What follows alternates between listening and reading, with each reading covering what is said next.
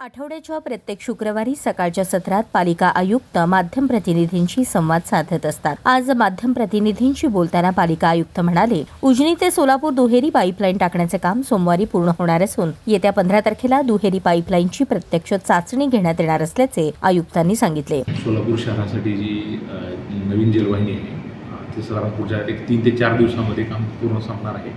शेवटचं फक्त जवळजवळ साधारण 70 ते 75 मीटरचं लेईंगचं काम उर्वरित आहे आणि त्यानंतर साधारणतः नेक्स्ट मंगळवारी किंवा बुधवारी 14 तारखेच्या आसपास त्याचं टेस्टिंग सुरू होईल। आणि इतर जो नवीन आपल्याला शासना डिस्ट्रीब्युशनचा जो आराखडा आहे म्हणजे पाईपलाईन ESR या संदर्भात जो आराखडा आहे त्याचं काम आपलं सर्व JE यांच्यामार्फत जे आम्हाला एस्टिमेट्स प्राप्त झाले त्याचं पुन्हा एकदा चेकिंग आणि सर्व बाबी त्याच्यामध्ये इन्क्लुडेड आहेत की नाही हे तपासण्याची कारवाई सुरू आहे। आणि साधारणतः 1-2-3 आठवड्यामध्ये त्याच्यामध्ये आवश्यक असलेले बदल केले जातील आणि त्यानंतर मग शासनाला ते मंजुरीसाठी पाठवण्यात।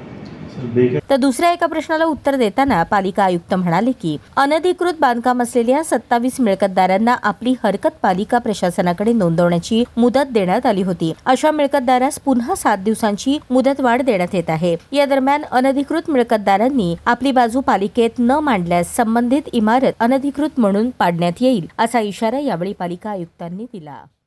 बेकायदेशीर बांधकामाच्या संदर्भात आपण हिअरिंग घेतल्या, त्याच्यामध्ये त्या सर्वांना आपण पहिल्या सुरुवातीला 27 जे बिल्डिंग होते त्यांना आपण नोटीस दिल्या होत्या। त्यांना साधारण 7 दिवसाची संधी दिली होती आणि त्याच्यामध्ये त्यांना असं आवाहन केलं होतं की तुमचं जे काही रेग्युलरायझेशन जर करायचं असेल तर ते BPMS पोर्टलवर सादर करावे। परंतु काही जणांनी त्यापैकी केलेलं आहे, काही जणांनी केलेलं नाही आहे। तर आम्ही पूर्ण शेवटची संधीसाठी या आठवड्यात पुन्हा आम्ही 7 दिवसाची त्यांना संधी देत आहे आणि जर त्यांनी याला रिस्पॉन्ड केलं नाही तर ते जे इमारत पाडकामासाठी जे आदेश आपल्या सेक्शन 53 आणि 54 नुसार आम्ही करत असतो ते आम्ही MRTPच्या कायद्यानुसार ते आम्ही करू।